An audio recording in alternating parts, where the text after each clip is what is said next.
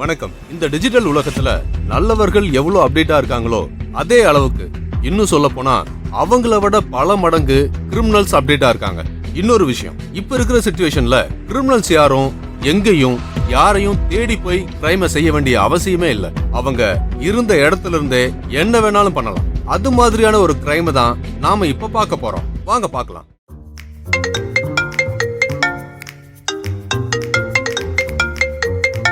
Hello, யாருங்க?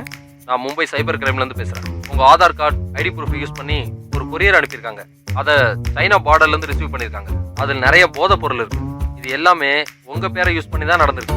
அது மட்டும் இல்ல, உங்க ஆதார் யூஸ் பண்ணி நிறைய பேங்க் அக்கௌண்ட்ஸ் ஓபன் பண்ணி சட்டவிரோதமா நிறைய பண மோசடி நடந்திருக்கு. இது சம்பந்தமா உங்களை என்கொயரி பண்ணணும். ஸோ உங்களோட வாட்ஸ்அப்புக்கு எஃப்ஐஆர் காப்பி மற்ற எல்லா டீடைல்ஸும் அனுப்புறேன்.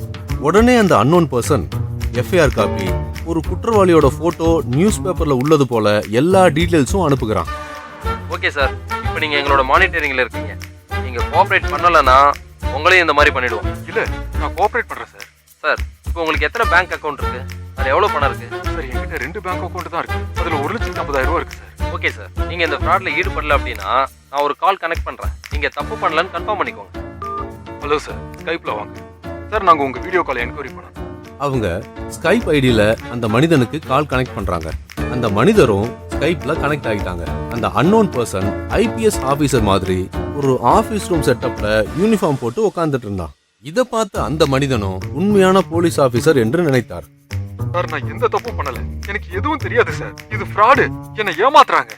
சரி, நான் பாத்துக்கிறேன். இப்போ நீங்க ஒரு விஷயம் பண்ணணும். என்னன்னு சொல்லுங்க சார், நான் உடனே பண்றேன். நான் சொல்ற அக்கௌண்ட்க்கு உங்க பேலன்ஸ் பணத்தை அனுப்புங்க. அது ஆர்பிஐயோட அக்கௌண்ட். உங்க அக்கௌண்ட்ல ஏதாவது மணி லாண்டரிங் நடந்திருந்தா அது ஆர்பிஐ ரெகக்னைஸ் சாஃப்ட்வேர் மூலமா உங்க அமௌண்ட் 1 ஹவர்ல ரெகக்னைஸ் ஆகி உங்க அக்கௌண்ட்ல எதுவும் இல்லீகல் நடக்கல அப்படின்னு தெரிஞ்சிடும். நீங்க பயப்பட வேண்டாம். சில பேர் பயந்து போய் பணத்தை அனுப்புகின்றனர். 1 ஹவருக்கு அவர்கள் ஐ எம் ரிப்போர்ட்டிங் என்று அப்டேட் செய்து கொண்டே இருப்பார்கள். அப்போதான் எவ்வளவு பணம் அந்த அக்கௌண்ட்டுக்கு போகுது, அதுல எவ்வளவு பதுக்க முடியும், அந்த பணத்தை வித்ட்ரால் பண்ண முடியும் என்பதற்காக 12 ஹவர்ஸ் அவர்களுடைய கட்டுப்பாட்டில் வைக்கிறார்கள். இதை பற்றி யாரிடமும் டிஸ்கஸ் பண்ணக்கூடாது. 12 ஹவர்ஸ் ரிப்போர்ட்டிங் என்று சொல்வார்கள். கடைசியில் அந்த மனிதர் 12 ஹவர்ஸ்க்கு பிறகு அவர்களை தொடர்பு கொள்ளும் பொழுது அவர்கள் ரெஸ்பான்ஸ் பண்ண மாட்டார்கள்.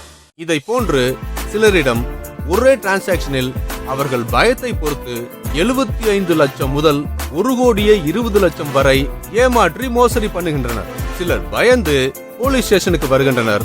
நிறைய பேர் சின்ன அமௌண்ட் தானே என்று அப்படியே விட்டு விடுகின்றனர். சோ இதே போன்றதொரு பாதிப்பு உங்களுக்கு நேர்ந்தால் தாமதிக்காமல் உடனடியாக அருகில் இருக்கும் காவல் நிலையத்தை அணுகவும். ஏன்னா உங்களோட சப்போர்ட் ரொம்ப முக்கியம். அப்பதான் இது மாதிரியான கிரைம் நடக்கிறத நாம தடுக்க முடியும். நன்றி.